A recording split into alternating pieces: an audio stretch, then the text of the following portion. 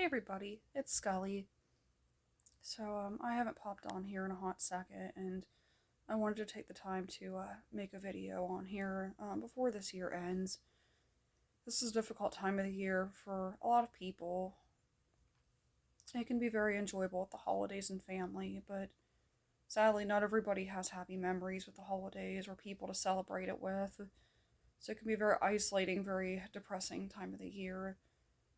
So I not only just wanted to wrap up this year, some, positivity highlights and some outlook as to what next year might bring, but also just kind of reaching out to the people who are feeling really kind of isolated this time of the year. So, yeah, 2022 has been a pretty long year. I feel like it's been a pretty difficult year for a lot of people because there's just been a lot of things going on, just really out in the world, and yeah, it's been a hot mess. I'm not gonna lie. But thankfully, this year's almost over. So, trying to see what 2023 will bring, what to look forward to. I really try to get in the habit of not only just celebrating the achievements for the year that's getting ready to end, things that you accomplished, things that you made it through that maybe you didn't even think you would, or unexpected things that you had to deal with, but you made it through anyway. I always find it rather helpful to just kind of also use that as kind of like an idea as to what you want next year to bring. What do you want out of next year? Because if there was something this year that maybe you wanted to happen that didn't, or things that you were really looking forward to, that could be kind of a nice little to-do list for next year, which in this case is 2023. It's always important to keep looking forward, going down a path, any kind of race, whatever analogy you want to use. You want to keep being in motion. Even if it's slow progress, you're still in motion, you're still going, and you're still making great strides into what you want to accomplish. And that's the most important thing to focus on, because people do things at their own pace. It's normal to compare yourself to other people to some degree. We all do it whether we want to admit it or not. And it's not always a very healthy thing to do. Sometimes it can be as like a guideline, like, hey, it took this person this long to, like, for example, graduate college. I'd like to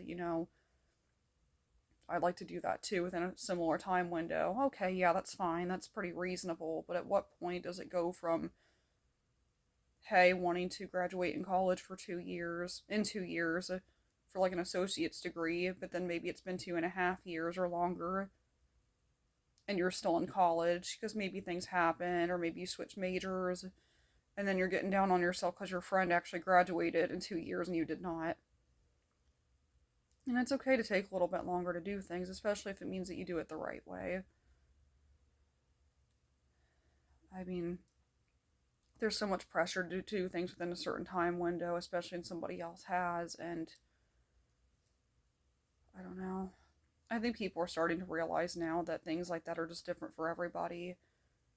But you as the person, if you feel like you're behind everybody else, it's easy to get down on yourself and feel like that there's something wrong with you for not getting it done in the same time window, or feeling like that your life looks different than everybody else's, especially if you pictured it being a certain way when you were younger, and then, like for, maybe you pictured it being a certain way as a kid.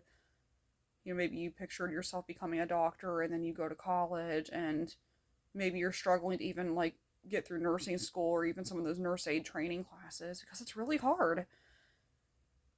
And that's kind of something that I've had to learn as I've gotten older, is that sometimes I do think about when I was younger, and if I pictured my life being a certain way, oh wow, I wanted to do this, I had so many ambitions to do this and that, and oh, child me would be so upset if she knew that things were going to be this way.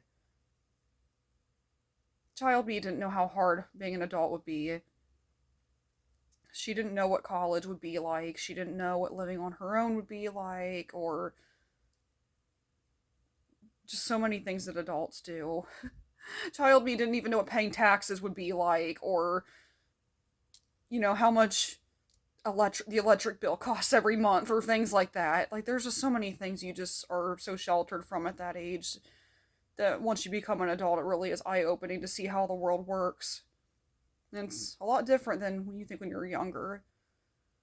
And honestly, it's good to not know about that stuff until you're older, because you have your whole life to be an adult and everything. But it's just, that is what I've had to remind myself, though. If I thought about something like my future, like job, I thought about it with a kid's mind when I was a kid. I didn't see it the way I do now. I didn't know what it was going to take. And at that particular age, that was a good thing. It gave me time to have dreams, have ambitions, to have this fantasy play in my mind that children are supposed to have. Because that's a normal, healthy part of growing up. It helps build creativity and lets them have an active imagination. I mean, your life is supposed to be like that when you're younger. You're not supposed to know everything all in one day. You're supposed to gradually ease into it as you grow up. I mean, that's just how life is for really anything.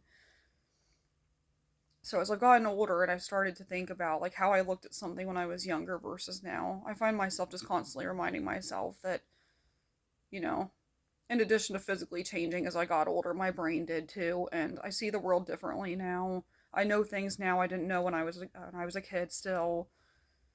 And that's one of the things that contributes as to why like your life can be different when you're older than when you think as a kid. And plus you don't think about like if you are, for example, again, the doctor thing. If you're dreaming on becoming a doctor, you don't think about all the difficult parts that are going to happen. You think your fantasy little brain just thinks about, oh, I'm going to have I'm going to be a doctor and I'm going to be, married to another doctor and have like 8 kids or just, some fantasy little thing like that. You don't think about all the nights that you would stay up studying for tests, or all these clinicals you'd have to do, or how many years you'd be in school. Your brain would just skip straight to the fantasy part of it, like the part of it that you want.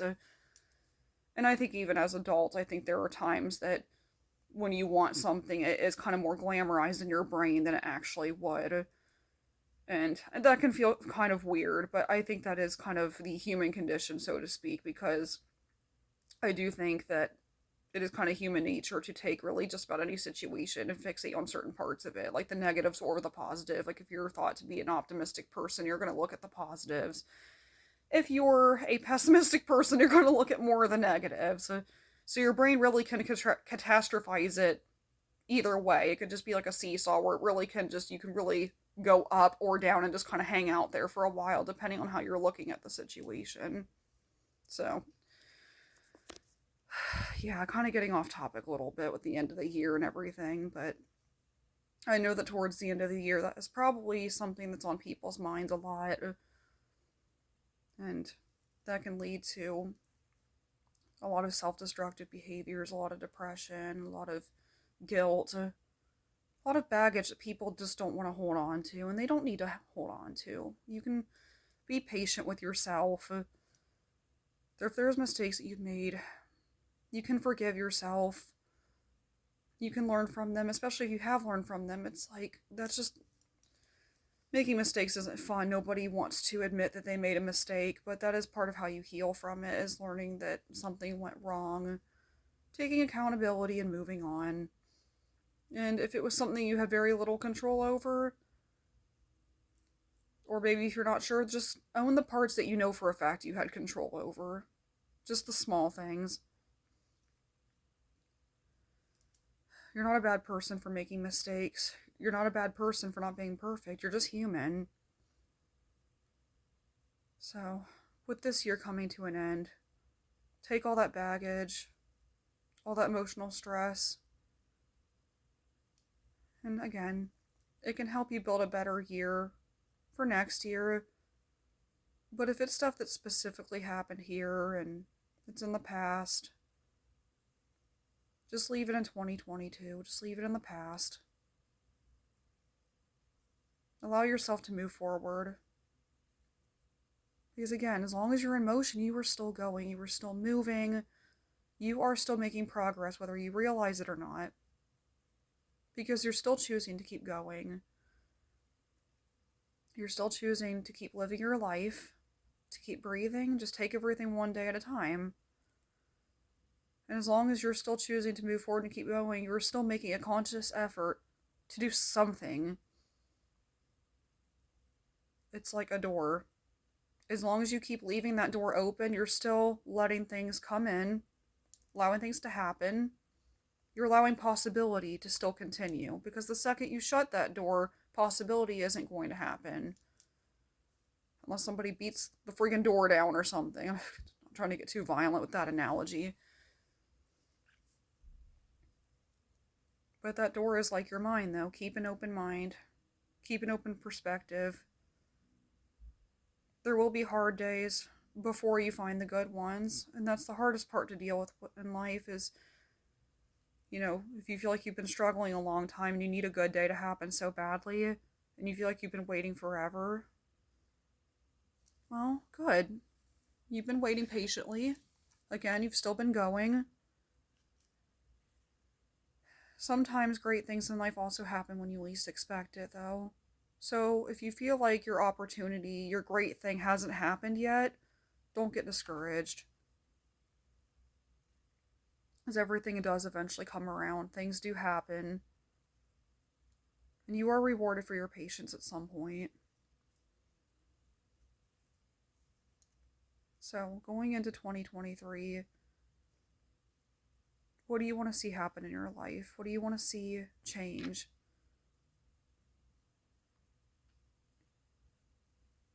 What great strides do you want to make? And if you don't know yet, that's okay.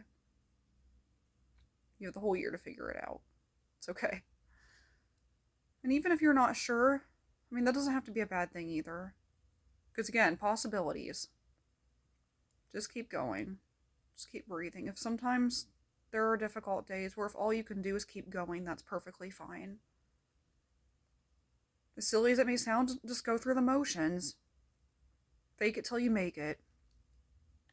And you will make it. 2023 will be your year. And 2022 happened. Things happen for a reason. But more things will happen. Be proud of yourself that you made it through 2022. That you kept going. Because at one point you didn't think you would make it, and you have. So celebrate the small things. Leave the baggage in the past. Just use it to make next year better.